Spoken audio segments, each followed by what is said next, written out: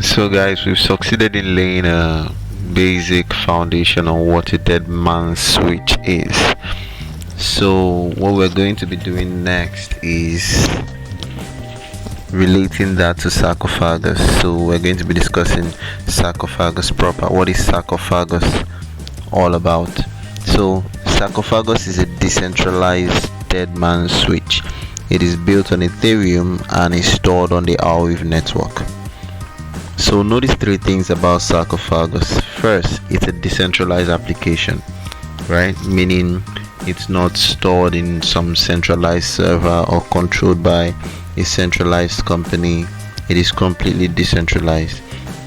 Secondly, it's on the blockchain, meaning it's a blockchain intervention of a dead man's switch.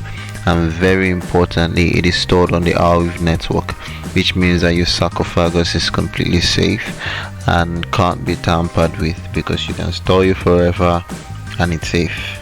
So we'll be discussing these details properly later, in much later videos, but for now I think this should lay a good foundation for the building blocks that make up the sarcophagus ecosystem. So now we know what sarcophagus is basically. The next question you might want to ask is how it works.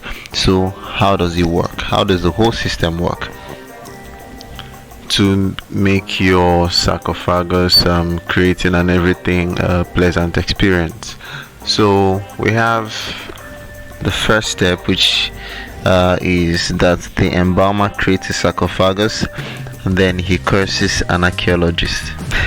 Don't mind the funny terms, right? Personally, I find them kind of fun, and you get used to them too. And in the meantime, I'll try as much as possible to explain these terms as they come up. So an embalmer is the person who creates a sarcophagus.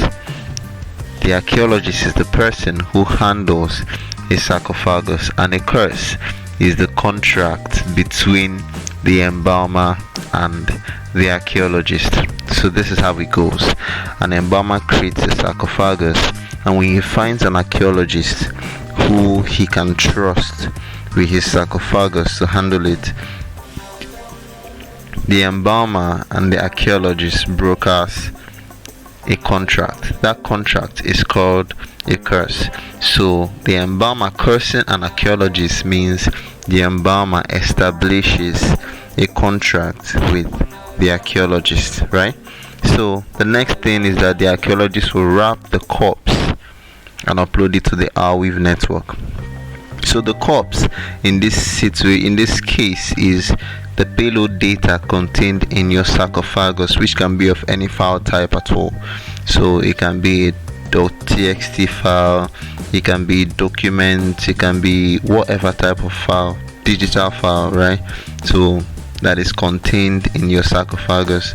So the archaeologist wraps it up and uploads to the Arweave network, where it cannot be tampered with. So the next thing is that the archaeologist will send periodic attestation of livelihood to the embalmer.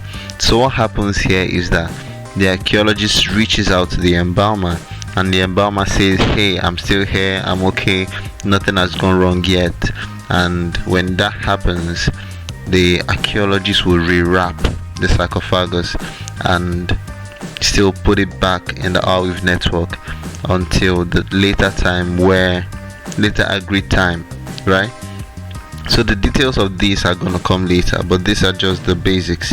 So the archaeologists will keep rewrapping the sarcophagus until the resurrection time, and the sarcophagus is resurrected only when the embalmer fails to attest to his livelihood. So when he is not able to attest to his livelihood anymore, after a period of time, the sarcophagus is resurrected. By resurrection, we mean delivered to the recipient, which the embalmer is going to provide, right? So that's just the basic thing. The embalmer creates a sarcophagus, he curses an archaeologist, who then wraps the corpse and uploads to the Arweave network who sends a periodic attestation to the embalmer, and when the embalmer is unable to attest to his livelihood, the sarcophagus is resurrected. So that's just basically that. We'll go into details later.